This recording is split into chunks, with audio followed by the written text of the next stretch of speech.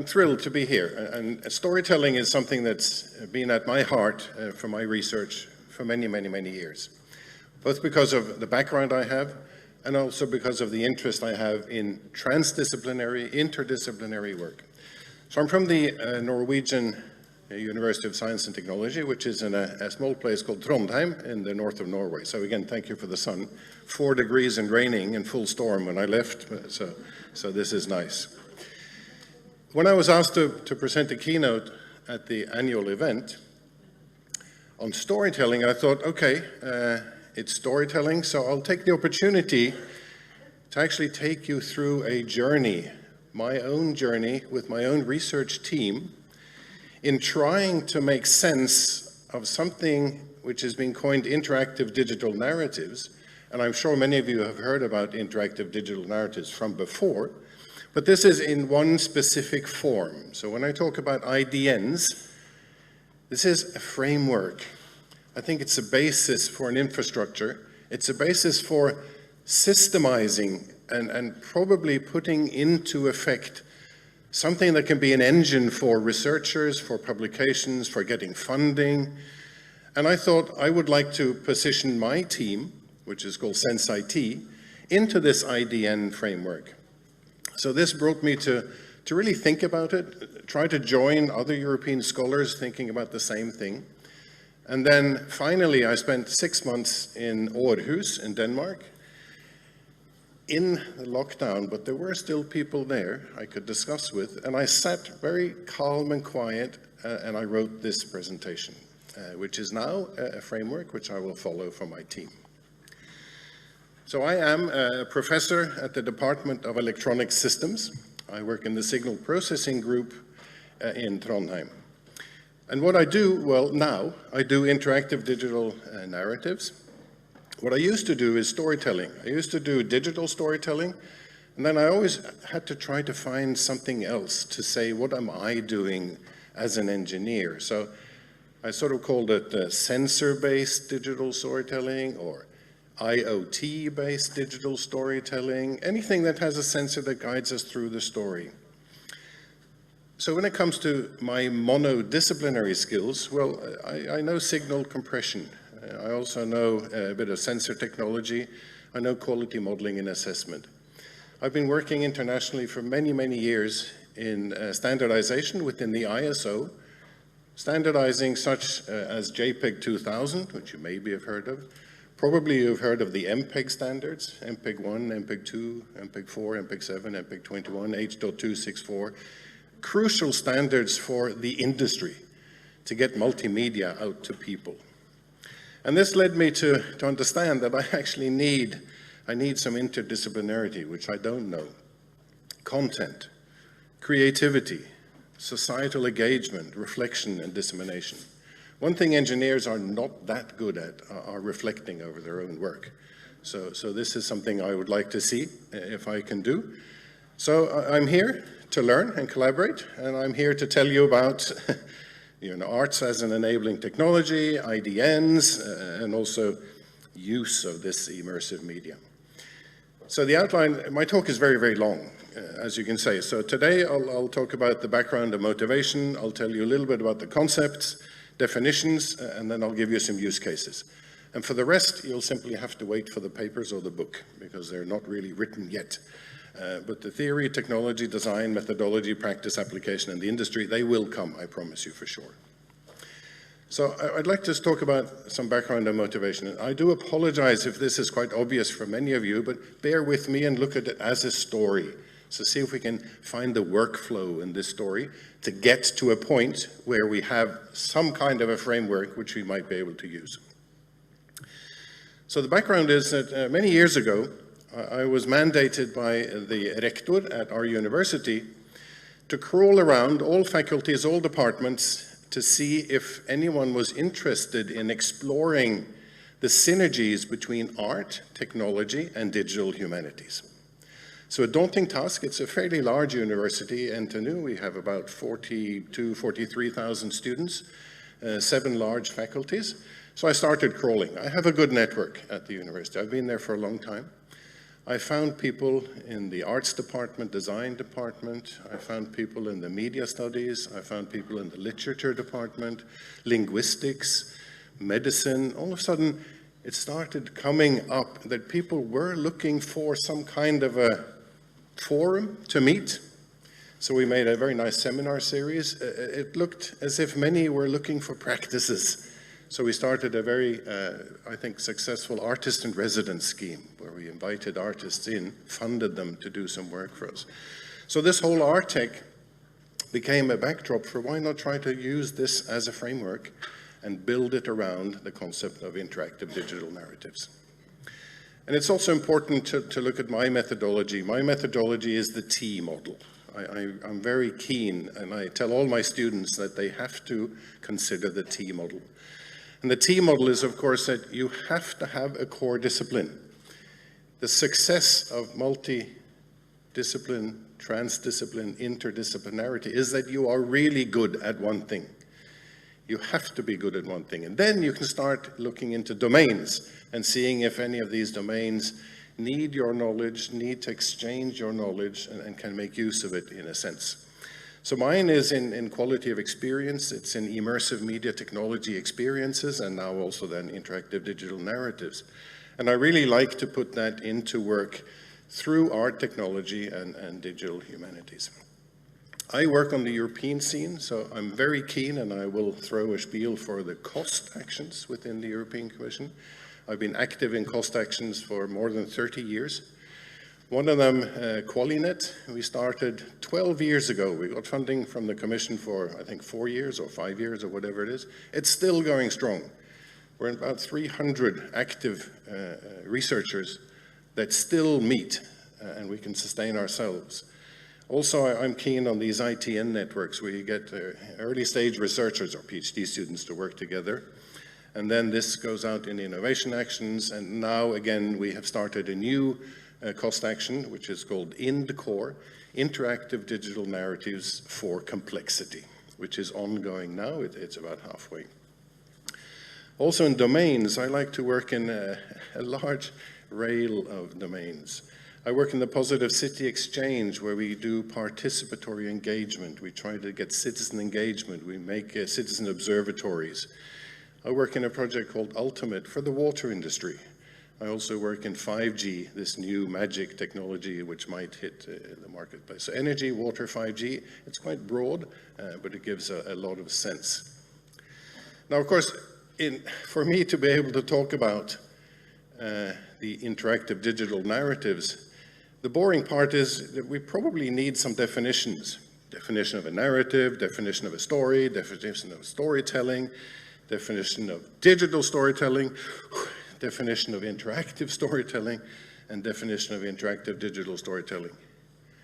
I'm sorry, we cannot do this, especially I cannot do this in front of you, because you probably have much better definitions than I have, and I'm happy to hear them, of course, but let's not spend time on that.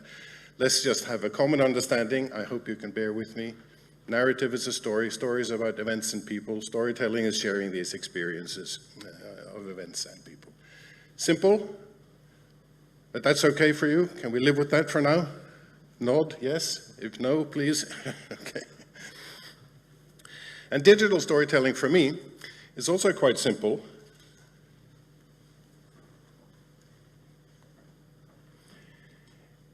I look at digital storytelling as media production for me, from my engineering perspective. And I talk about modalities. And in digital domain, we don't have that many modalities. We have the audio, we have the music, which might be the same. We have speech, we have interaction, text, picture, video. That's about it. But these can be combined in an enormous web in telling stories. It could be on the web. It can be on devices. It can be on large screens, small screens. It can be on all different screens, all over the place. So it's a production facility for me, digital storytelling. And that's tools. So the digital tools of DARIAH maybe come into place here when it comes to media and media technology. Interactive or sensor-based digital storytelling, well, that's simply the paradigm of changing the viewer into a participating, engaged, and immersed user. Now, all these are quite difficult terms, and specifically immersive media is very hard. It's quite hard to define, it's hard to measure, but it's really something we're talking a lot about. And then we get all these new terms, or new, virtual realities from the 1950s, but it seems that some people think they're quite new. So virtual reality, augmented reality, mixed reality, sensor-based digital storytelling, mobile and wearables, all these can be interactive and they can make us feel immersed or not. So this is interactive, sensor-based digital storytelling. Of course, in the field of media technology now, all these are gathered under a hat for now, which is sort of called extended reality. So reality is absolutely fine and good. Extended reality, is it possible to put something synthetic? Is it possible to close you into something? Is it possible to add some metadata? Is it possible to add something else if it makes the story better? It's very important that these technologies don't dampen or don't put a lid on the story. The story is important. The tools should be hidden. I also said this at the steering board yesterday of DARIAH. Digital tools are very important, but it mustn't be about the tools. It has to be about the story and the storytelling in a way. And this is true also for extended reality. So IDNs, this is the first definition. This is my definition of interactive digital narratives, and my scholars, which I collaborate with in the cost action INDCORE, and we're about 150 scholars there now, I would say 139 of those do not agree with me. They have completely different definitions of it, which is fine, right? We're all academics. We know that we can have a good argument, so this is my definition. Interactive digital narratives are about stakeholders wanting to use some sort of technology to reach some methodologies to do something. And this stakeholders, they have the stories, and of course they need to know something about design. How are they going to design their stories? And this is crucial for interactive digital narratives. They also need authoring tools, and these authoring tools are the weak point I think I'll get back to. Because stakeholders, for their technologies, they need computer systems. Computer systems might be an infrastructure in such a way because they want to reach interfaces, and these interfaces are usually connected to through and into a display of some kind, a display or a device. And this is where the evaluation and societal impact comes in. That's what we're trying to do with these interactive digital narratives. So stories, computer systems, interfaces, and displays. It's kind of a workflow. It's a workflow for this common understanding of storytelling. And then I'll just take you through some thoughts I had, because there is a point which I'll come to at the end. Now, these narratives, which again is a common understanding of narratives, they've sort of always been there. Let's say they've been there forever. Many of them, long time ago, were instantiated through performance. Right? We had some kind of a performance, be it theater, drama, dance, which is also very old. And then, 1605 or so, something dramatic happened. It was possible to print, so we could get some text down, and we could then collect these narratives in a very different way. Big jump again, moving images. I think maybe the first cinematic presentation was around 1895. And then after that, we went into media, and we talked about media and digital media. Then really rapidly we got to computer games, video games, computer games, and now we're way beyond, and the narratives are really getting more and more complex and more engaged. Now, if you look at another timeline, the timeline of graphics. So put yourself into the engineering point of graphics. Now, how important is a graphics card? Well, a graphics card, of course, is crucial. It's the key component for the digital storytelling, for the digital media and the interfaces and displays you all have in front of you, you all use every day. Without the graphic cards, nothing would be possible, or something else would have happened. So the graphic cards, let's just say in 1962, it was possible to look at text on a screen. You can actually print text on the screen. Then 3D hit the scene. Well, 3D actually hit the scene maybe 1890, and then it's been backwards and forwards. It became popular, died again, became popular, died again. And just a few years back it was popular, now it's dead again, maybe. Visual capture. Visual capture is really moving fast. Volumetric. Everything is beyond what you can imagine. If we can represent the volume, we're getting very close to digitizing our visual capture, because it's, of course, it's exactly what we do. Holography, the rendering and the rendering engines have become very, very important.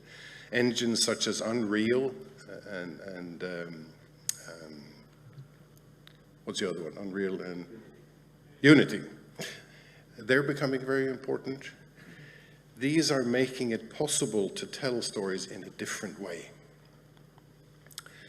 Now, media technology, which might be the field where you don't know the most, but these are also very important for an industry, because you need this play between research, innovation, and industry. And especially the broadcast industry has really shown that if you can gather around a standard, if you can get something of a format that can be read by many, it actually creates a huge industry. Broadcast is an enormous industry, and it's still there. Regardless of linear TV being away, we have the streaming apps. It's still there. It's a huge industry, and this is completely based on standards. The most important one was probably through the ITU, the UN standardization body, which was called H.261. H.261 was a beautiful standard that made it possible for people to connect a screen to their phone line.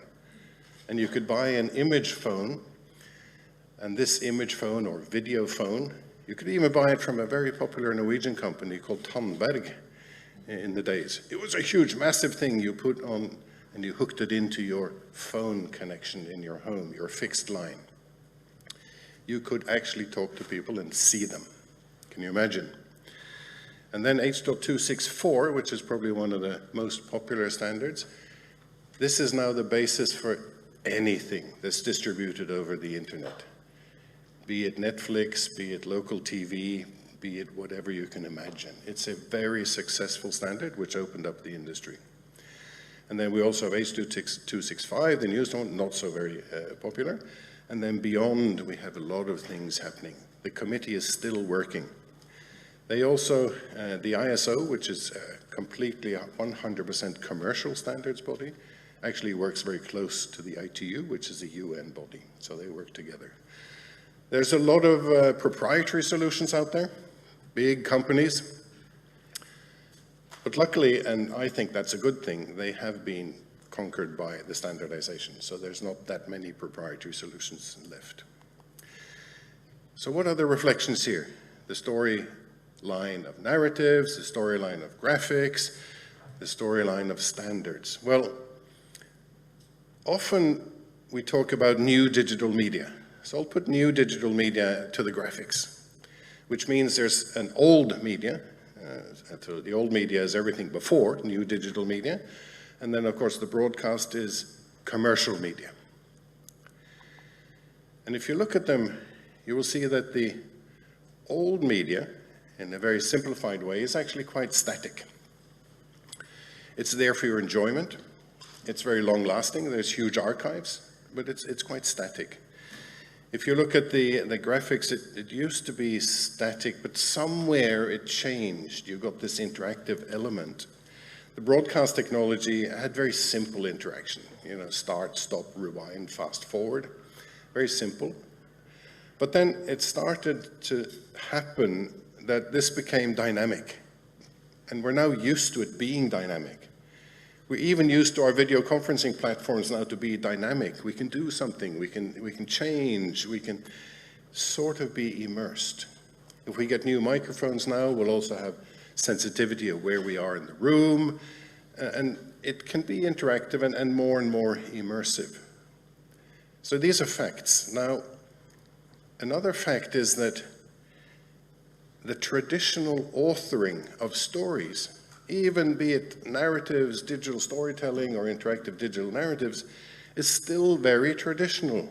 There aren't really any novel, mind-breaking tools for authoring new digital media. So it seems to me that the new digital media and the broadcast and the commercial media are simply reused on new platforms, but it's still the same. It sort of hasn't changed at all. It's still the same and it's being reused, and there are a few new authoring tools. So who likes to watch our reruns all the time?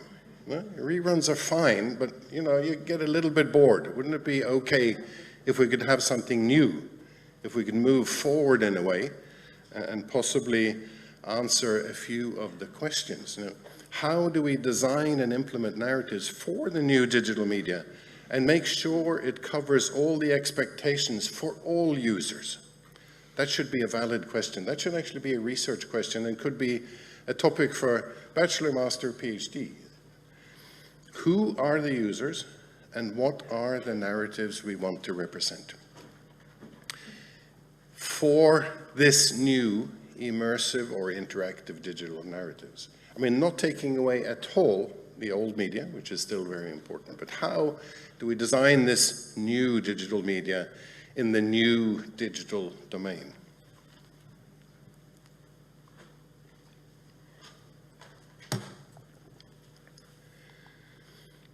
So this brings us to the concept. That's the backdrop.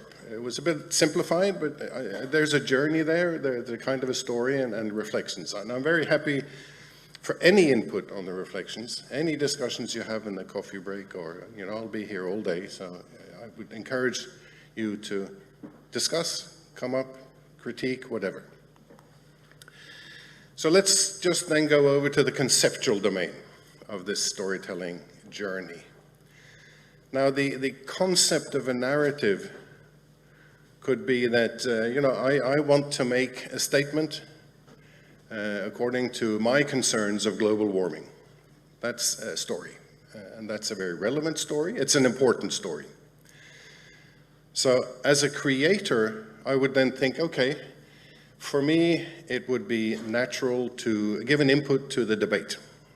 And giving the input to the debate, I would then generate a fixed output because I would write a newspaper article. I would send a letter to the editor and hope it's published in a major newspaper. This means I was able to convey my story, my narrative of why I think global warming is an issue that needs to be addressed. Now, in the digital narrative, the concept is slightly more advanced. You know, I still want to give an input to my concerns about global warming. I still want to give an input to the debate, but now I realize that in media production, I have a toolkit where I can use digital storytelling. So I introduce digitization. And the digitization is my digital storytelling tool. I still make a fixed output. I produce a podcast, which is very important. So I make a podcast. This podcast I publish on a platform, but it's still fixed. It's not updated, or I can make several episodes, but it's fixed. So the instantiation of a digital narrative is still fixed in a way. So for the interactive digital narrative, it takes it one step further. You know, I still want to tell a story, my story about global warming. I still want to give an input to the debate. But in interactive digital narrative, I have this computer system which I want to put as the heart. I want to put that as the infrastructure. I want to put that in my workflow. So what I do is I go through a process where I gather a team of designers, programmers, preferably maybe, in this case, I would put together a team of a graphics designer, visual designer, a journalist, and a good old-fashioned computer nerd. This would be a beautiful team. And I could then use this team through some software, which is my system, and then I'd put in some interaction in it so that people could participate. And then, although the output is fixed, I could put the output in very different formats. So the computer system in itself lives its own life and can be adapted and changed. And then the users, participants, can instantiate it by possibly, using a serious game, where I would try to gamify my views on global warming, or even I'd give them a VR experience, which I again can pull out of this computer system. As long as I've designed it and programmed it, I can pull out these instantiations. The journalist can update, the designer can make wonderful visual designs, and the programmer can make it possible through the interfaces to the interactive digital narrative to pull out the documentary, the web page, the 360 video, whatever you can think of. So the computer system in itself is the interactive digital narrative, but the instantiation, although fixed, can take many variable forms. It can actually take very many variable views. I could put in those that think global warming is a load of crap. I could take in those that think global warming is very serious. Maybe some policymakers, some politicians. They could all gather their stories within the computer system, and then we could make it accessible for users through these instantiations. This is the power and the conceptual power of an interactive digital narrative. So one of the definitions we use is from a great colleague of mine, Hartmut Konitz. He says, IDN is an expressive narrative form in digital media implemented as a computational system and experienced through a participatory process. I think this is a good definition to work with. This is exactly what we'd like to do. And then from this, it's clear that the IDN is not one form. And that's the beauty of it, because the IDN encompasses a range of manifestations, including narrative video, games, interactive documentaries, journalistic interactivities, etc. This is also from Hartmut. And this is what we try to live through. So, to be clear, the difference between traditional forms and IDNs is, traditional forms has always had an author writes, and then the output is fixed in a book, which is a wonderful way of expressing a good story. Here, we simply put a computer with some software and interaction in between, meaning that you need a creator, a design programmer, you need something, and the output can be fixed, but the output itself is an IDN. The IDN can be stored, the IDN can be brought out, the IDN can be updated, it can be changed, the outputs can be constantly changed in whatever form you would like them to have, in whatever expression you'd like to make in the instantiation at any given point of time. This definition and the difference between the traditional forms of IDN is the one we use as our building block for this new cost action, or not new, but the cost action, active cost action called INDCore. So INDCore, as of today, have made a huge mass movement within the IDN, I might say. We started with this INDCore cost action as a fairly small group, probably started as 30, 40 researchers.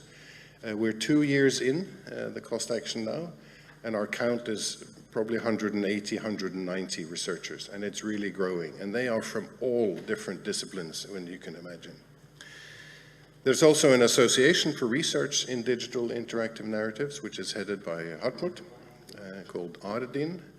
There's a very nice book, which sort of is the foundation. It was published in 2015. Although INDCore does not have its own conference as of yet, there's not the INDCore annual conference, we have connected up with the iKids Society, which is the interactive conference on the interactive digital storytelling, which is a vibrant conference. It's been going on for about 20 years. This year's conference, hopefully, is going to be physical as this one in Santa Cruz in California in December. Then we have different labs. This is a picture from my lab. There you see my happy face a few years ago, and some of my key researchers working on interactive digital narratives. One example which is always brought forward from interactive digital narratives is from one of its big backgrounds. And one of the big backgrounds, and probably the largest community of research within INCORE, are from the gaming industry. They're from computer games, have a gaming background. And if you look at the extended reality, which is sort of something that's been very popular, and it's very popular in projects, it's all around us here, it's really a nice example, because an XR experience here as a virtual reality, you have this guy with the head-mounted display. How many of you have actually tried a head-mounted display? That's good, that's enough. Then you know that there is an interactive element. The interaction might be basic, meaning that if you turn your head, you'll see another scene. That's a basic sensor-based interaction. You might have had some interactive devices where you could do something, jump or whatever, take and grab something. And this is all an interface. You know, it's an input device and sensors, it's an output device that gives you some feedback. It's data that moves forward, and the heart of it is, of course, some kind of a hardware running some kind of a software, and it can be running Unreal, it can be running Unity, and then something, the scenes, the visual data, some real data, whatever, it comes usually from a cloud or from a computer. So it's actually a computer system. The story can change. It's very easy to update the story, and it's a good example of an XR experience.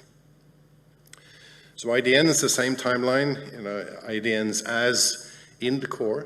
In core, I have the task of leading what's called Work Group 1.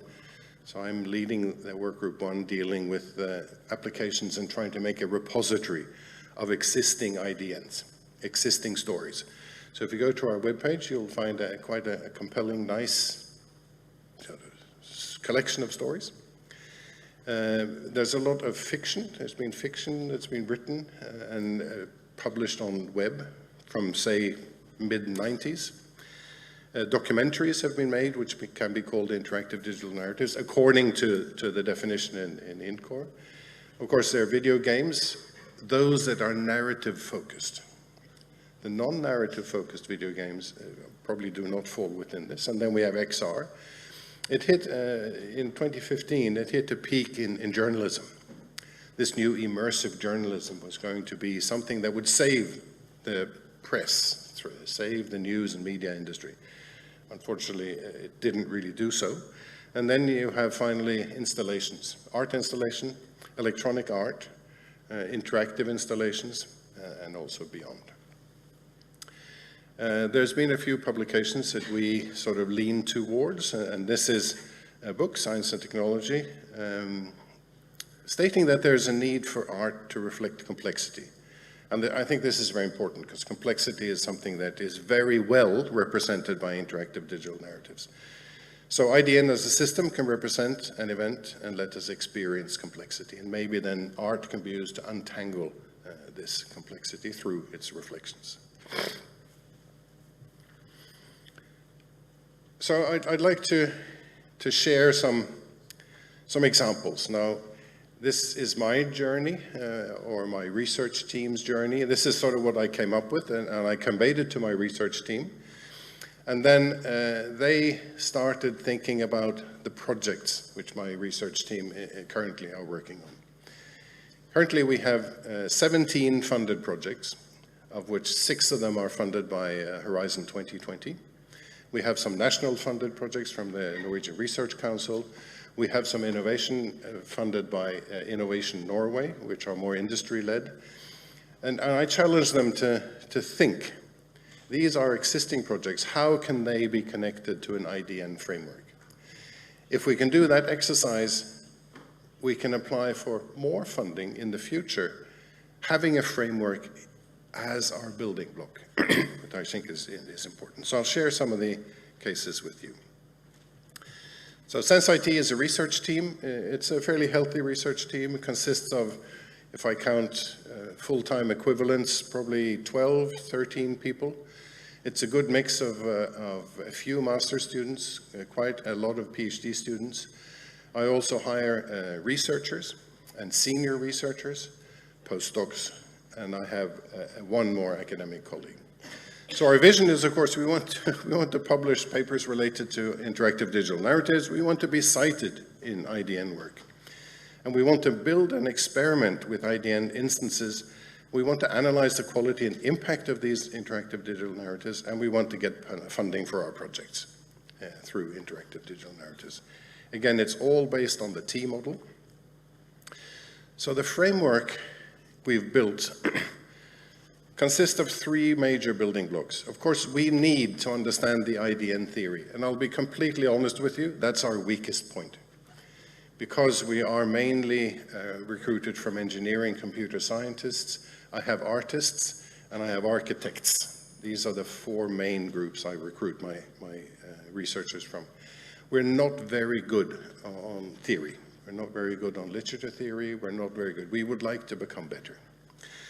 We are good in what we could call art as enabling technology. We have a lot of practices.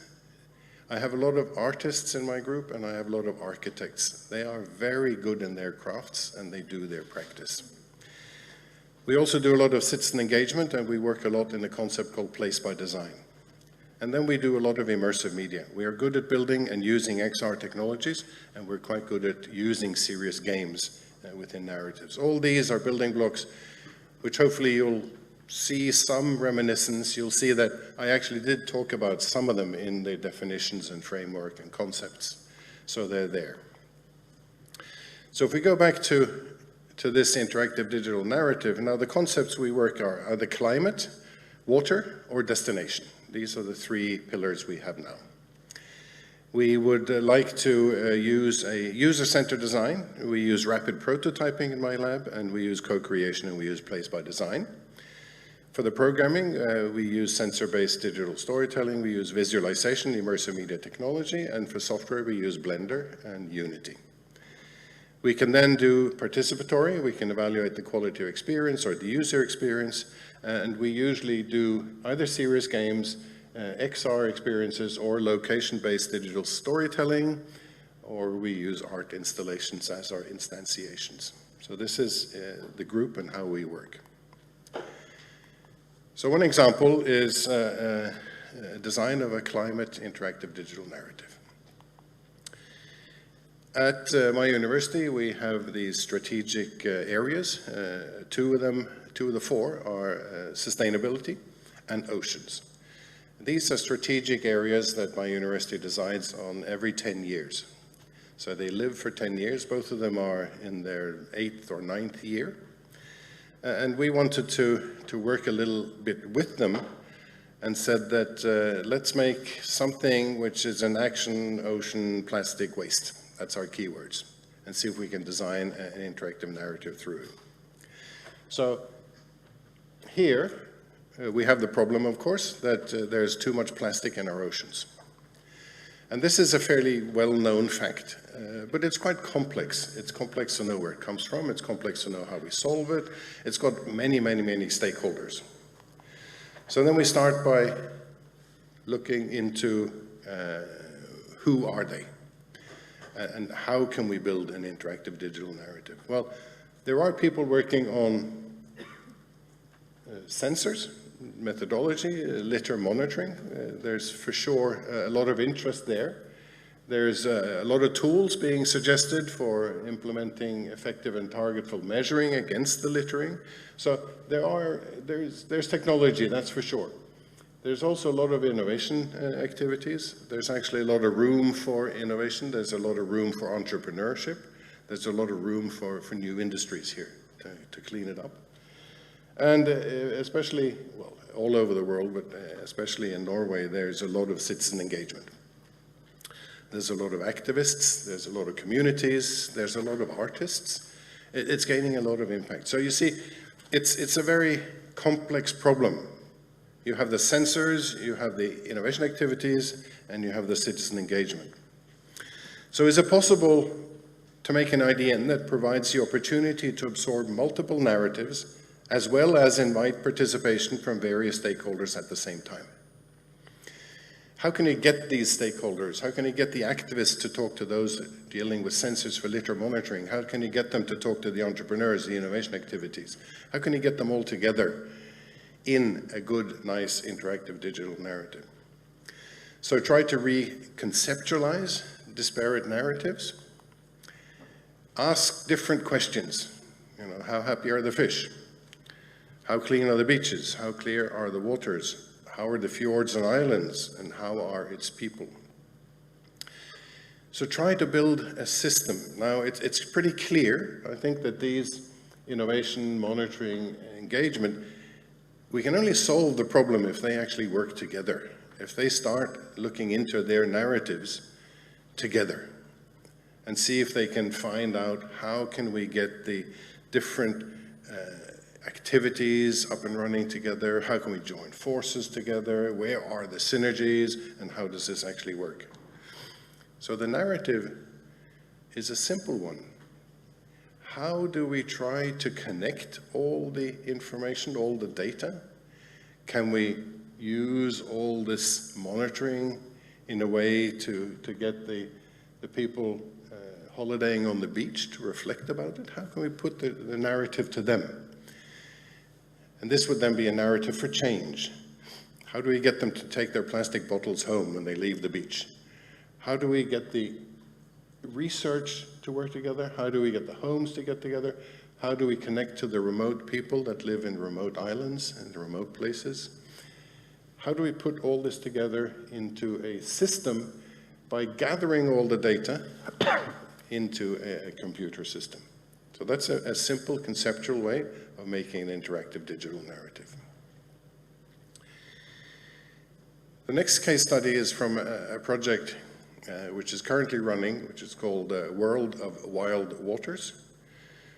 And no, the abbreviation is not random. You might have heard of WOW, World of Warcraft. It seems to be a very popular game. I must admit I haven't played it much. But we thought, why not make a more popular game called World of Wild Waters? This is a project that looks into the water industry. It looks into stakeholder engagement and uses immersion. This is a fairly large project, which is from my university's strategic action on digital transformation. Very generously, the university funded 50 PhD students in the field of digital transformation. They asked employees at the university to write a proposal. The proposal was maximum 3 pages, including CVs. And it had to be academics from at least 2 faculties and at least 3 departments. So they got many proposals. They chose 7 of them, and we got 7 PhDs each. So World of Wild Waters, gamification of natural hazards, got 7 PhDs, which are now working as a team. And we want to find out if there is a transformative way of thinking how to handle risk induced by natural hazards. So I'll take you to Norway. For those who haven't been, Norway are very proud of their fjords. Fjords is an arm of the ocean that goes inland. And this is, I think, particularly beautiful. It's called Utvik in Sogn og Fjordane, July 2017 in the morning. One of my good friends and colleagues, he lives in, or his family came from this house, so this is now his hytte, or second home, as you might call it in Norway. But this lies on a hill. We're getting more and more rain, and we're getting more and more wild water. This is the actual place. This happened the same afternoon. There was an enormous rainfall. And this is the afternoon of this same beautiful place in Utvik in Sogn. You see, his house, in a miraculous way, is still standing there. But this led him to think that we need actually change. We need change in some way. We need to build a narrative so that people understand that that has to change. We need to be more careful because these natural hazards, or the wild waters, are going to become more and more serious. And I think we've seen more and more examples of that. So how do we build this IDN for change using XR technologies? So we took the actual area and we started building an immersive world. And that's just the starting point, because we put together a concept that this needs to be done by gaming. So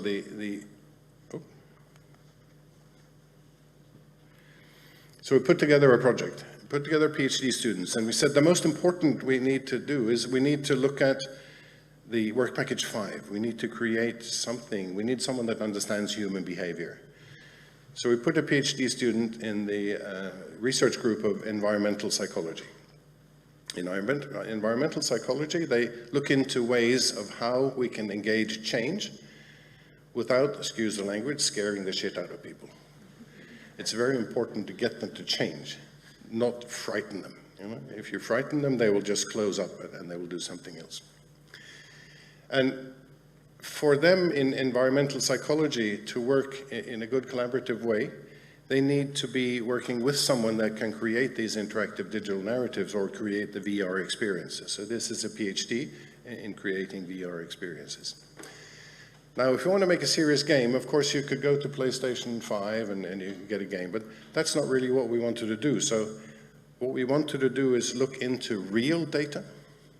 So that's why we have a PhD student in geology, looking at landslides.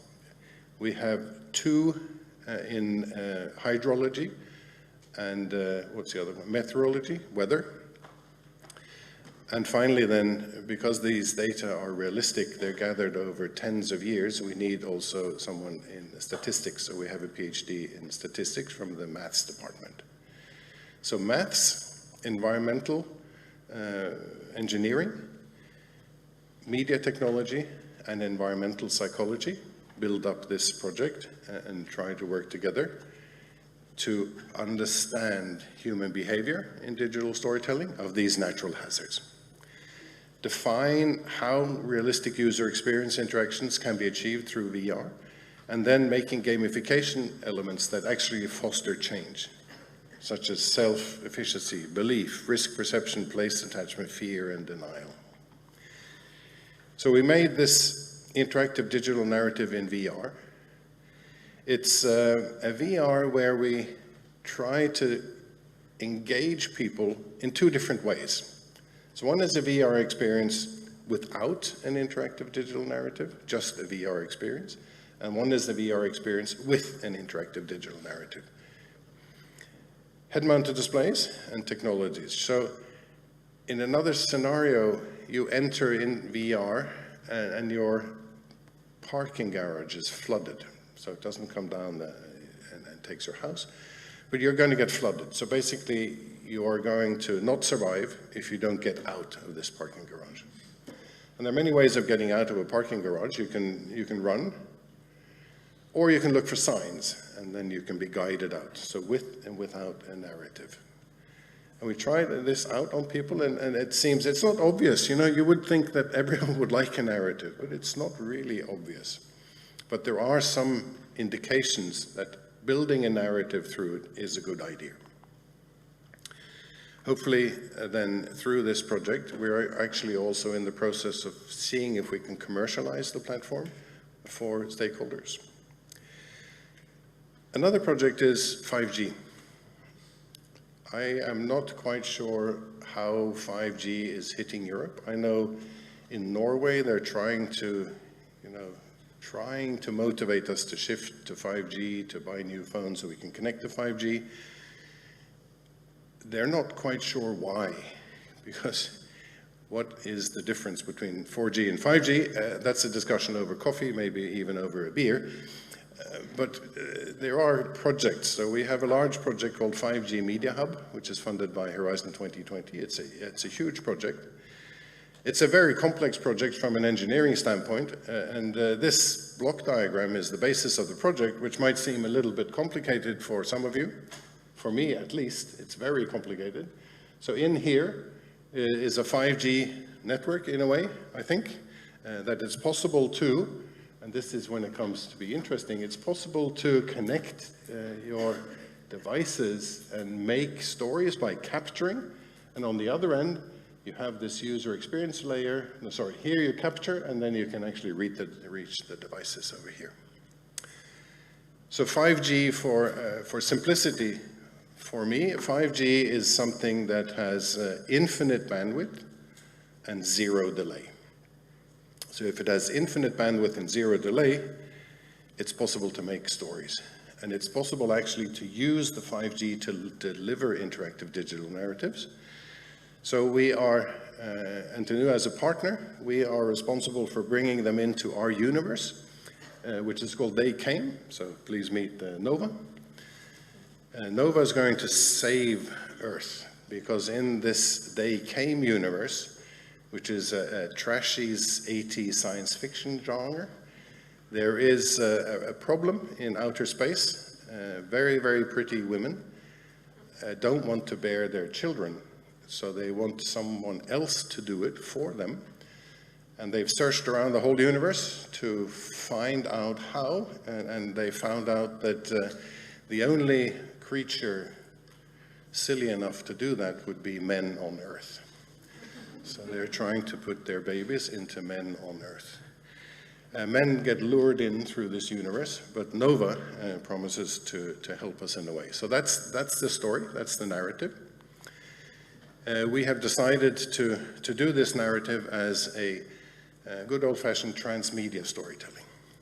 So transmedia storytelling for us is the storytelling methodology where you jump between devices. So the story starts somewhere, then it jumps into somewhere else, it finally jumps into somewhere else again, and it can go back to the main screen, second screen.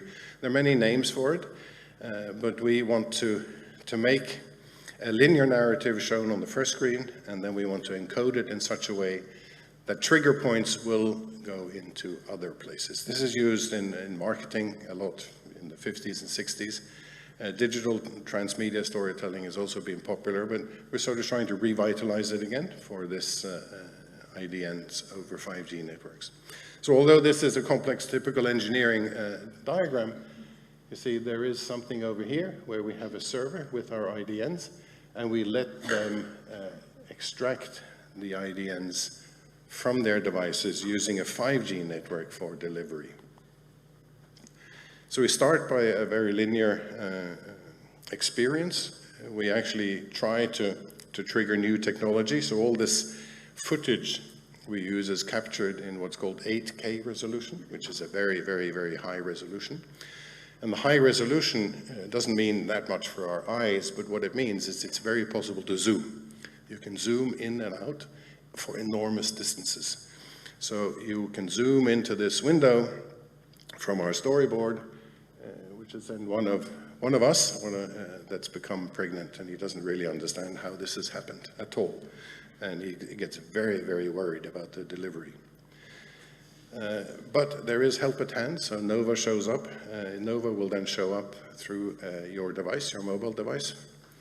And you can start entering Nova's universe. He will ask you a few questions, you will help him. Eventually you will go onto his spaceship through a virtual reality.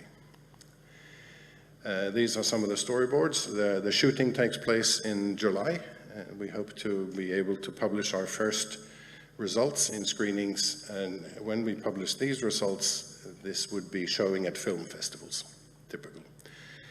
We're going to shoot somewhere between 90 and 120 seconds, which will be a very short film, but hopefully it'll be very novel and use this interactive digital narrative as a base foundation. The last case I'd like to show is about something that's close to my heart, but it's quite old. I've talked about it before. I talked about it at the Innovation Forum in 2017, but we're actually moving a little bit forward. And this is a space. So this is within Place by Design, so using interactive digital narratives to instantiate what you could call the multi-use play space. Adressaparken is still a physical place in Trondheim. This is a fairly recent picture taken in winter. It doesn't look much, but actually this place is covered by sensors and devices. These rocks here are speakers. All these benches contain any form of sensor you can imagine and any form of interface you can imagine. There are screens, there are visualization possibilities, and you can do a lot with it. This has created our whole, let's put it, ecosystem, where this mission might be smart cities, it might be expression of urban presentations. We have everything from this Adressaparken over here, all the way to our modern art museum over here. And along here, there's a lot of innovation happening, there's a lot of roots elements happening, there's a lot of stories being told. So if we look at this, this is using loose parts of how you can make a successful public place. And I think this is important. It's important to look at the sociability. It's important to look at play. And play is one of the elements that you can get through interactive digital narratives. So if you gather it together, I think you can get interactive digital narratives that are scalable, stories that are possible to tell in different ways, in very different interfaces, such as a place. Not only a device, but a place. The actual buildings, the actual pavement, the grass, the trees, and use these loose parts. If you use these loose parts, citizens become more engaged. That's the hypothesis. We've been running Adressaparken now for 12 years, so it's an old infrastructure. It still lives. It's getting a little bit run down, and it really needs serious maintenance. So the European Commission, please, we need some money for serious maintenance. We have applied many times. We still have a few more applications in, so we'll see. This is important because by play, you tell stories in this very, very different way. And the last thing we did, which is a very recent exhibition, is called the Lung Tree. We realized a tree which is in the park. It's a British artist called Stanza. He has put sensors in the tree in winter as lights. And you know, in Trondheim, we have 6 months of darkness, so we really need lights. So these Christmas lights in trees, they're there for literally 6 months. So instead of having just normal Christmas lights or normal lightings in trees, he put up red lights, which are in the shape of a heart. Now, just below the tree, you can't see it, but here, we have environmental sensors. This is a key point in Trondheim. At the peak, we have 28 buses passing every hour. This is monitored by our environmental sensors. When the air gets really bad, the heart gets very small and it breathes very fast, and you hear coughing in the background. And when it goes up, the heart goes up to normal rhythmic. And this is very powerful. This can be something that will make you afraid, but I think from environmental psychology, it's sort of nature in your face. And maybe you will start reflecting about the pollution, maybe you'll start reflecting about it, and possibly this would instantiate some form of change. So the IDNs we're trying to make are very different, they're very diverse from very many different fields. However, I think this is a framework. I believe in the framework, and I'm very happy to hear your opinions, if you have any questions for me now or in the break. And that actually concludes my talk. So thank you very much for listening.